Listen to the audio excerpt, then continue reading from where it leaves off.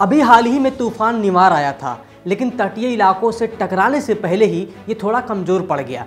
हालांकि तेज हवाओं और बारिश ने तमिलनाडु और आंध्र प्रदेश के कई जिलों में तबाही मचाई थी, जिसकी वजह से भारी नुकसान हुआ। इस तूफान से कम 1000 पेड़ उखड़ गए और कई निचले इलाकों में बारिश की वजह से पानी भर गया। तमिलनाडु के साथ साथ पुडुचेरी में भी भारी वर्षा देखी गई, लेकिन अभी इस चक्रवात तूफान को गए हुए ज़्यादा समय नहीं बीता है कि एक और तूफान के आने की आहट सुनाई देने लगी है। दरअसल पृथ्वी विज्ञान मंत्रालय के सचिव माधवन राजीवन ने सोमवार को एक ट्वीट करते बताया कि तमिलनाडु और केरल की तरफ एक और चक्रवाती तूफान बढ़ रहा है।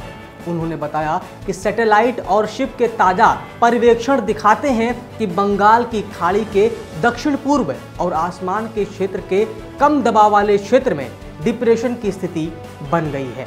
ये दबाव 30 नवंबर की सुबह 5:30 बजे बंगाल की खाड़ी के दक्षिण पूर्व में श्रीलंका के त्रिकोमाली के पूर्व दक्षिण पूर्व में लगभग 750 किलोमीटर दूर और भारत के कन्याकुमारी से पूर्व दक्षिण पूर्व से लगभग 1150 किलोमीटर दूर स्थित है।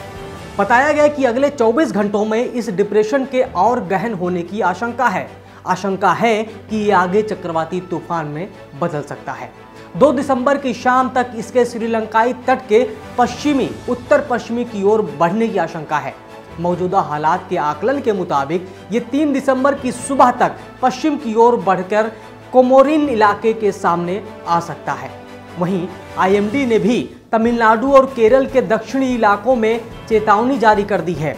मौसम विभाग ने संभावना जताई है कि इन इलाकों में आने वाले इस तूफान के कारण भारी बारिश के संकेत हैं। इस तूफान के कारण मौसम भी विकराल रूप ले सकता है, इसलिए मछुआरों को भी समुद्र में न जाने को लेकर अलर्ट जारी कर दिया गया है। आईएमडी ने बताया कि 1 दिसंबर की रात से ही हवाओं की रफ्तार बदल जाएगी। हवा की रफ्तार 45-55 किलोमीटर प्रति घंटे से 65 किलोमीटर प्रति घंटे हो जाएगी। वहीं कोमोरिन एरिया, मन्नार की खाड़ी और तमिलनाडु केरल तट इसकी चपेट में आ जाएंगे। इसके अलावा जो लोग समुद्र में हैं उन्हें 30 नवंबर तक किसी भी हाल में तट पर वापस लौटने की सलाह दी गई है। आपको ये जानकारी कैसी लगी? आपको ये मौसम का अपडेट कैसा लगा?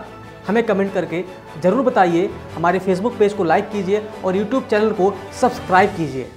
सब्सक्राइब करें पर्यावरण पोस्ट।